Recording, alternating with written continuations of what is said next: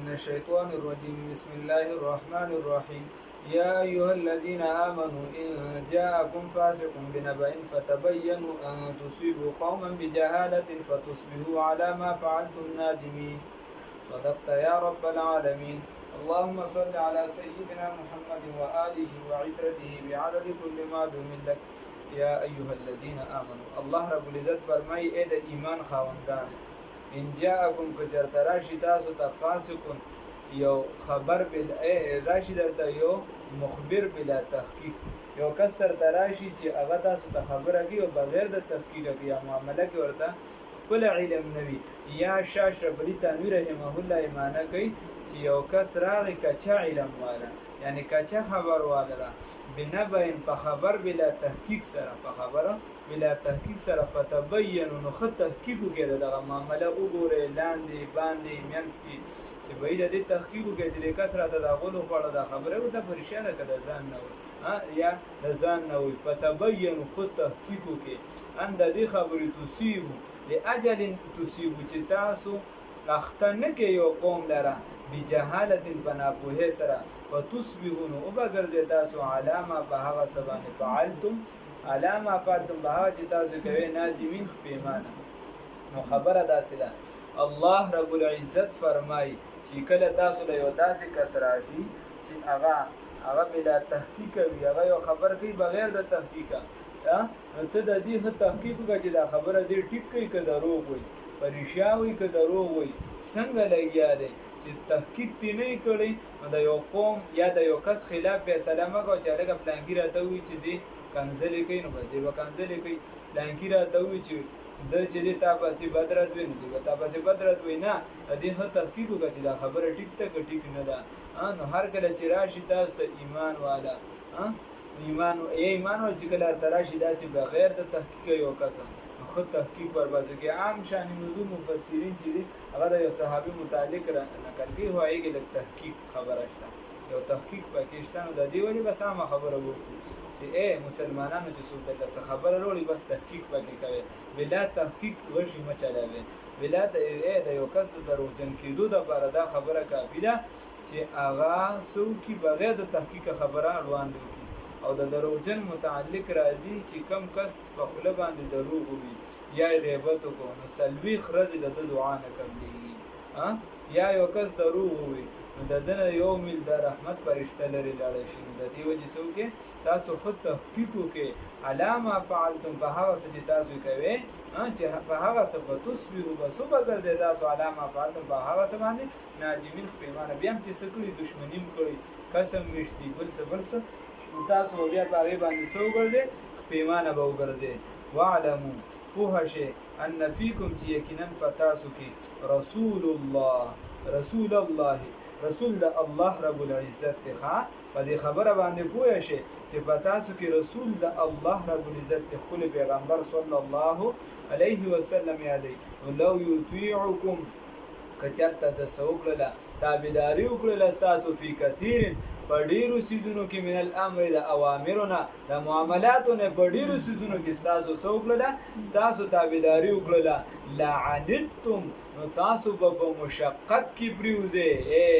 الګه نو خو خبره څه شي ده ولكن الله حبب اليكم الايمان لیکن الله رب العزت محبوب کړی دی تاسو په زړونو کې سلره ایمان لره خایسته کړی دی خوښ کړی دی تاسو زړونو کې ایمان لره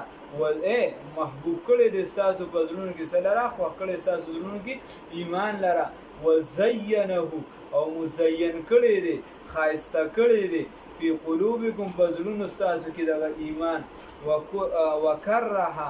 او ناپسند کړی دی الیکم تاسو ته الکفر کفر نو الکه تاسو چې په دې دین باندې عمل کوي دا وجه څه ده تاسو فزلون کې د کفر سره نفرت دی او د دین سره محبت دی چې د چا سره د محبت وي نو حدیث کې راځي وي حبک شی محبت د یو سیز به او یعمی محبت د یو سیز دا کانول کوي او وړاندول کوي. نو چې ستا د رسول الله صلی الله علیه وسلم سره کله محبت وي نو بیا که خلک تا ته ډیر وي چې لکه په دا پلانکی سنت کې دا نقصان دی ته ورته چې نه نه نه نه دا زما د رسول الله صلی الله علیه وسلم سنت دی. الکه تا ته څوک ډیر وي چې دا سیز داسې دی ته نه نه دا زما د پیغمبر صلی الله علیه وسلم سنت دی. الکه دا ته څوک چې دا جامې د اوږدې دي دا ګیره د سمانه ده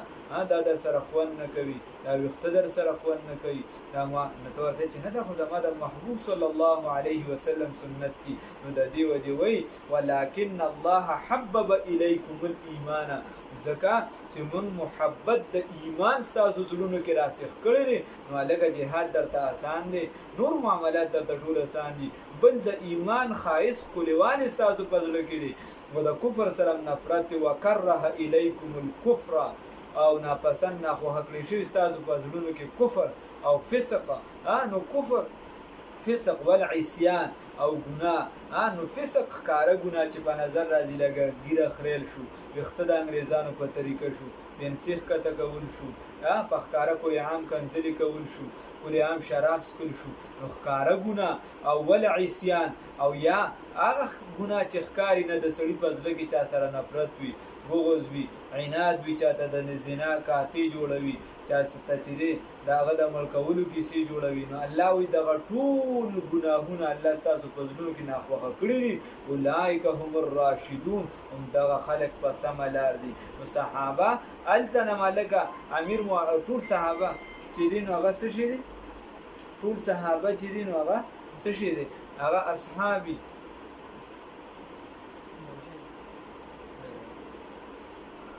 صحابه چې دي نو دا څه شي دي صحابه چې دي دا ټول څه شي دي معیار حق دي. صحابه دا معیار حق دی. بیا تاسو ګورئ د څلورو خلفاو متعلق چې دي نو حکم راغلی دی څه شي هغې کې څه دي هغې کې دا دي صحابو متعلق رسول الله صلی الله علیه وسلم فرمایي اصحابي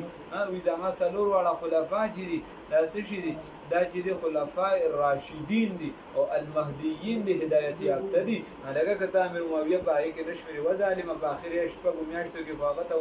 د هغه او د حسن دې ته خلافت یو شان راغلی نو هغه مظلوم شخصیت یا حسن صاحب د هغه په لاس بیعت کړی دی خیر او که د دغې نه نه کړي نو د دې نه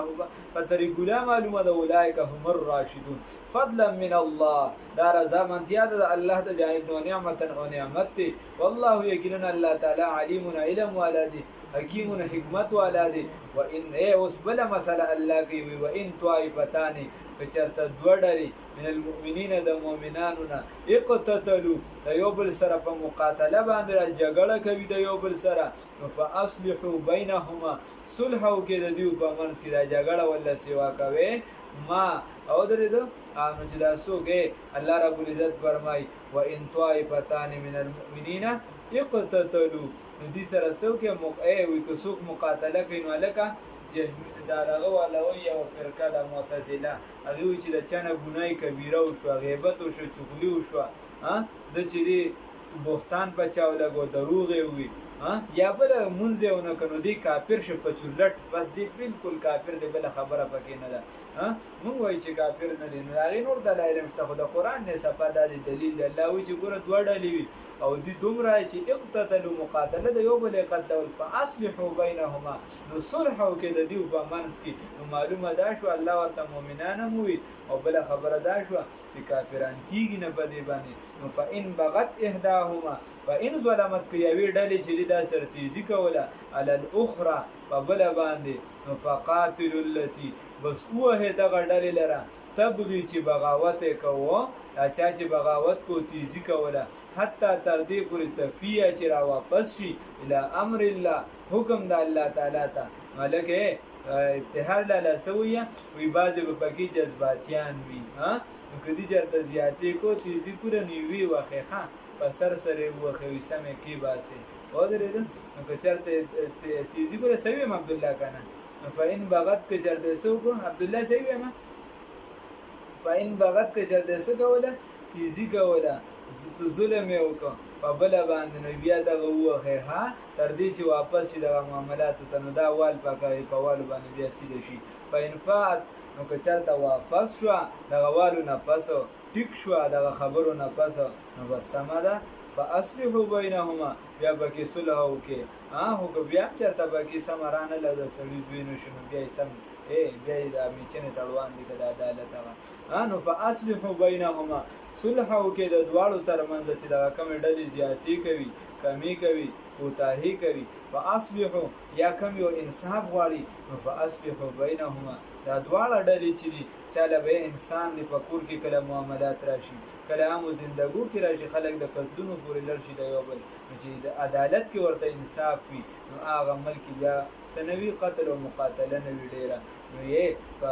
صلح وکړي د دواړو په منځ کې او په عدل او انصاف سره جرګې والا به پیسې نه لي ځمکې به نه لي ځان له به پکې سنه کې ګډورې به نه لي بلکې په عدل او انصاف وي فیصله وکړي په سبانې بالعدل په عدل سره واقسطوا په انصاف سره ان الله یقینا الله رب العزت يحب خوخوي المقسطين انصاف کوونکي دا څوک چې انصاف کوي الله دا خلک خوښوي انما المؤمنون یقینا دا ټول مسلمانان دا مؤمنان دا اخوه رونه دي ښه لکه کوم رونه دي په کلمې د لا اله الا الله محمد رسول الله صلی الله علیه وسلم سرونه دي نظریاتي رونه دي فاصلحوا بین اخویکم تاسو صلح وکړئ دغه د خلکو په منځ کې د دغه رونو په منځ کې د خپلو رونو په منځ کې الله ورته وایي چې ستاسو رونه دي مؤمنان دي زیاتې به کړي او بل به قتل کړي اوس پکې جرګه کېنوي صلح وکړئ د دې په منځ کې واتقوا الله ویریږئ د الله تعالی نه لپاره دې چې په تاسو څه وشي رحم وشي واتقوا الله ویریږئ د الله تعالی نه لعلکم ترحمون ښایي چې په تاسو رحم وشي